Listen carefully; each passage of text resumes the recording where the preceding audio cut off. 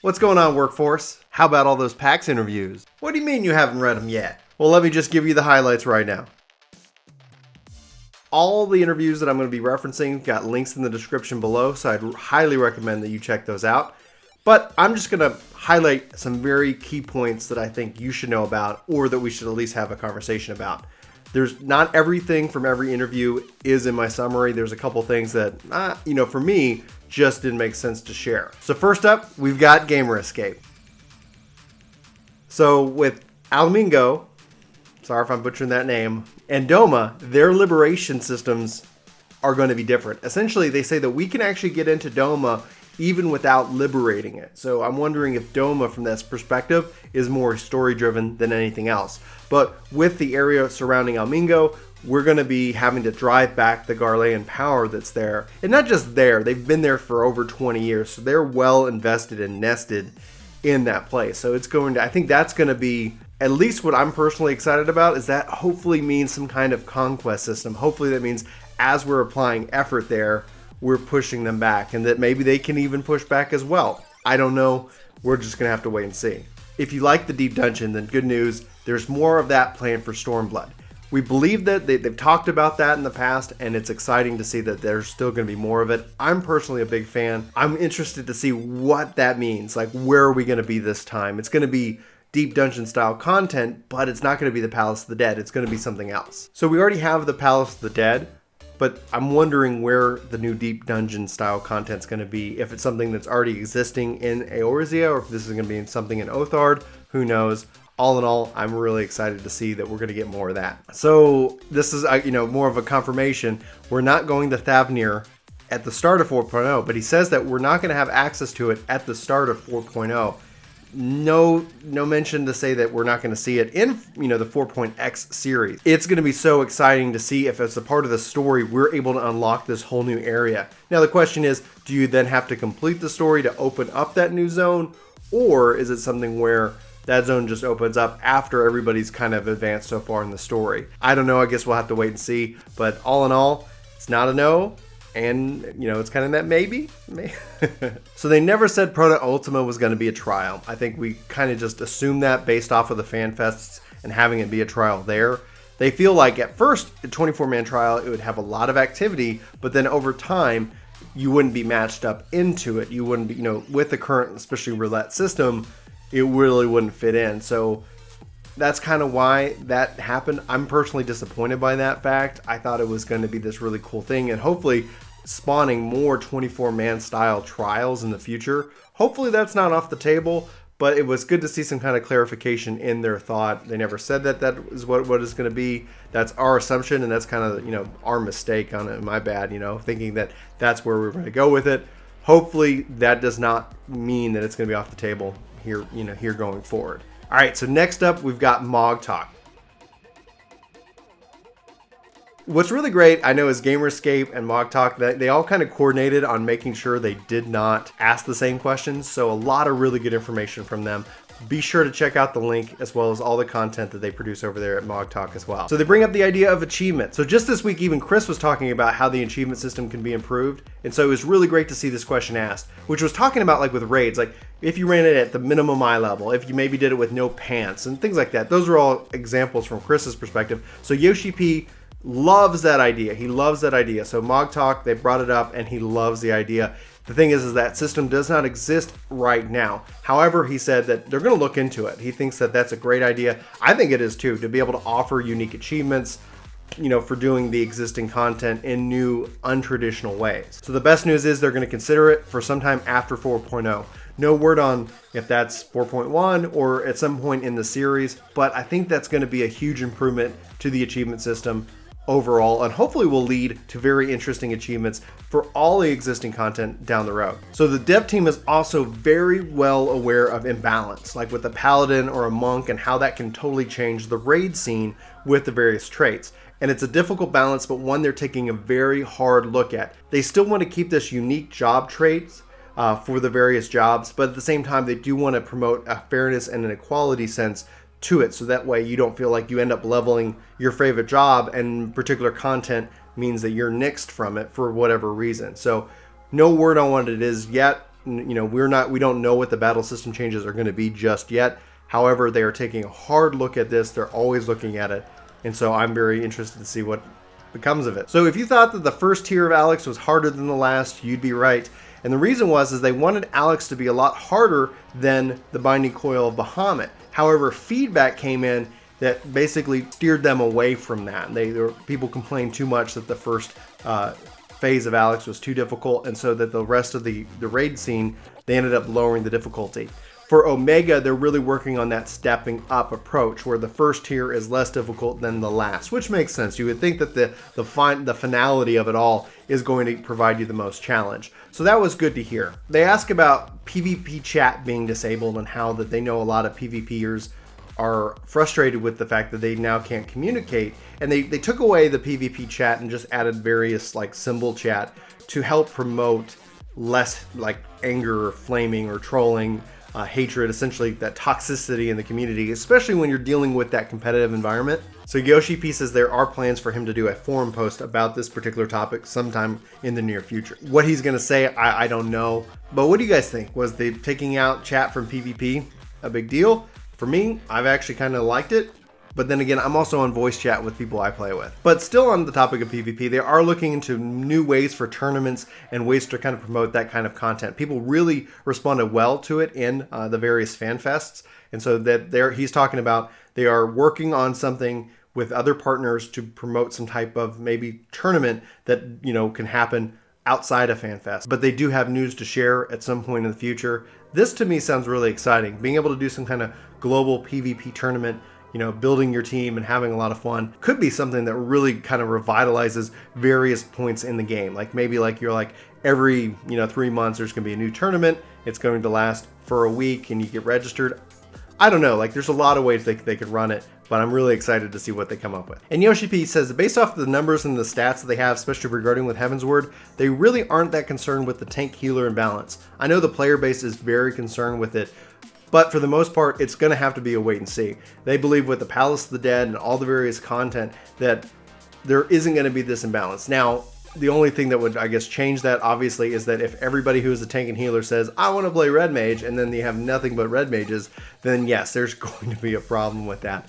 But they didn't offer any insight as to what they're going to do to incentivize tanking, whether it be interesting mechanics or specialized rewards. We've talked about that several times on this channel, just there's no word yet. So I'm waiting with a bated breath to figure out what their plan is for the adventure in need. So they say the question was about beast tribes in the daily quest kind of being very basic in terms and that the riding the mounts seem to be kind of the spice that happens in between. And Yoshi-P says they're working on new tools to make quests more interesting. And as to what those are going to be, we don't know, but they've really been timing that with the launcher 4.0. So hopefully that applies outside of just the Beastman quest. I know Chris on his jump potion video was talking about new and interesting ways to make questing fun, something that we want to go back and do with our friends to kind of combat the need to do a jump potion. So, no word on what it's going to be, but the idea that, new interesting mechanics for quests could be really easy and simple. The idea that I personally liked was the ability to say, okay, here's 10 things, do 4 of them. And so you could say, oh, here's the 4 things that are interesting to me, I'm going to go do, and that completes that objective. That adds to the war effort, the liberation effort. But I don't know, I'm kind of curious as to what you guys think. What would help make questing more interesting in Final Fantasy XIV? Just let me know in the comments below. And finally, regarding the MogTalk interview, Yoshi-P and team are very proud of the Aquapolis and Deep Dungeon, and I could not agree more. Those are some of my new favorite content to do in the game. The Aquapolis is so exciting and refreshing and random, but it's random in that lottery style way of not feeling unfair, but just that challenge and that there's nothing you can really do, and you know that it's random, so it's just fun to hope for lefty, or if righty's always right. All these various things that I know me and my group, we like to play and just have a silly time in the Aquapolis. Deep Dungeon 2, very good content. So it's really good to see that they were excited about it because it's also new types of content that weren't in 14 and 2.0. So hopefully we're going to see more of that style content, as well as, the idea that they can introduce new types of content as well. And the Yoshi-P said he's not done with introducing new types of content. All right, and then on Reddit, we have a lot of really good questions.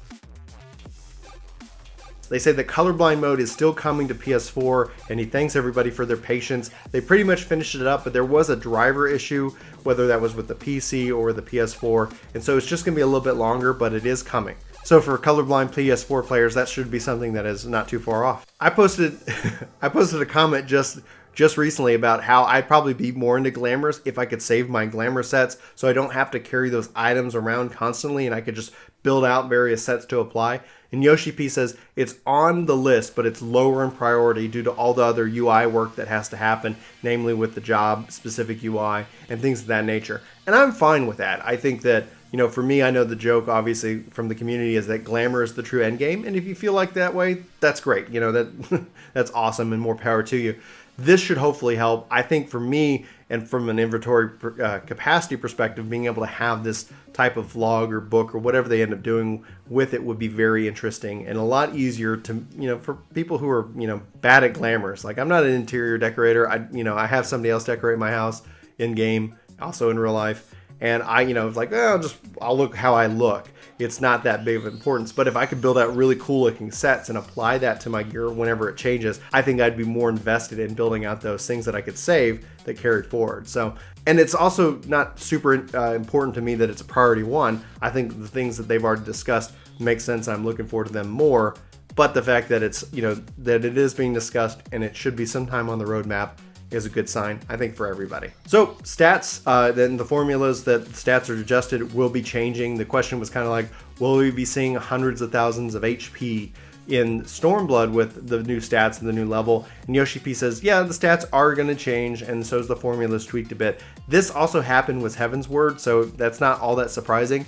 But he says that it is possible that we could see hundreds of thousands of HP as an example. I don't know if that's a translation thing. Maybe he said that it wasn't, but all in all, you know, that's a lot of HP. So right now my tanks are around 30, you know, ish thousand HP. So jumping another 70,000, that would be awesome. But it is a lot of HP, and from a UI perspective, that could prove to be a challenge. Longtime fans have known, especially Fusion has asked this question a lot, and we've kind of stopped asking the question. But what about open world primal fights? It was teased for 2.0, even the idea that we could summon these primals ourselves. And Yoshi-P says that content is still planned. It's just not the right time to release it. Namely due that, you know, he envisions a kind of a guild versus guild system, essentially what I would think of a free company versus free company system, and you can get those primals and you can summon them and you can battle them in the open world. That to me is exciting. He feels that it's not the right time to release, but he also doesn't give word on when it is. He talked about it a long time ago, and I personally am really excited about it. Even in like the 2.0 benchmark, it shows people fighting Ifrit out just in the field, which is really interesting. So it's great that it's still on the schedule. It's, you know, as to when is, I guess, really the question. They were surprised by how much the community grew with 2.0. So I think that was one of the things that he felt like, well, we'll wait till later, wait till it's something that is, it makes sense for the time. So what do you guys think? Is that something that sounds interesting to you? I hope we don't wait forever for it. So this was really exciting for me to see. They are working on new free company recruiting tools. The idea has been proposed, and they want to do something more than just a simple search. They kind of teased about some holographic of the leader standing out saying, hey, come join us. All in all, it's really needed to be able to help, especially bring in new players when you're not always online, so that players can find like free companies who are looking for new members without having to be on. They kind of functionality exists on the Lodestone, but it's not really used, and I'm not surprised. Whenever I've seen like games with Destiny and other games where it's like, oh, and we have this website that you can use but we don't give you the tools in game. It feels like there's this disconnect. It's great to have the tools online and in game, and when games do that, it really excels in my opinion, because then when you use the tools in game, if you're not around and somebody, hey, I want to join your free company, and you're at work or you're at home, you're like, oh, let me just go and pull up the website, because it's the same system. But anyway, I'm really excited to see that they're still planning free company recruiting tools. But speaking on free company, they're also working to add in the free company alliance system. So for those who might not be aware, this was talked about in the 2.0 series, where free companies could alliance or kind of team up with other free companies, whether this was a system for chatting or sharing resources. I think that's a good step. I've talked about like the link shell and the free company systems really have gone neglected for a while, being able to do an alliance, because I find that free companies are smaller groups and link shells are larger groups, and I don't know if that's what they envision for the system. The free company alliance system should be coming sometime in 4.1 or 4.2, and then we'll hopefully learn more about it. Everything that I've heard about it it's been a while, so I don't know if that's exactly what this is going to be, but all in all, I'm really looking forward to it. They said they're already working on 4.1. This is great. They don't want to have that long gap like they had with 3.0 to 3.1. Yoshi-P still wants to give his team time off, especially with all the work they're pouring into Stormblood, but the plan is to not have that huge gap this time around. I think that's excellent news and very exciting to see, especially when you're talking about Return to Ivalice. I'm really excited for that raid. And so they also want to give users the ability to request repairs, especially when it comes to instant content.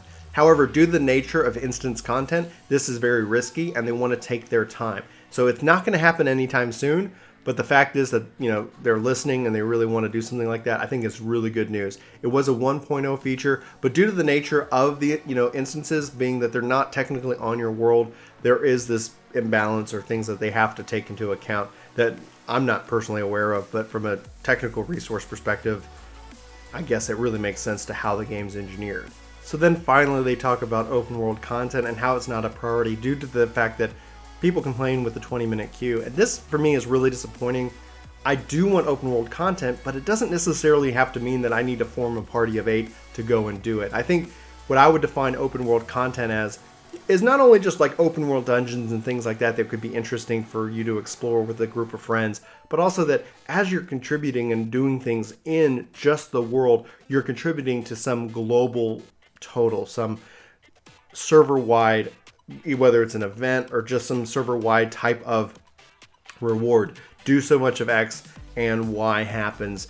Great. So hopefully those things won't be completely off the charts one day. Hopefully we can still continue to ask for it. But he does feel that people who want open world content are in the minority. So I'm curious as to what you guys think. Do you agree with this? Is open world content something that's exciting? Like, they do have things in there. They've got fates and they got hunts.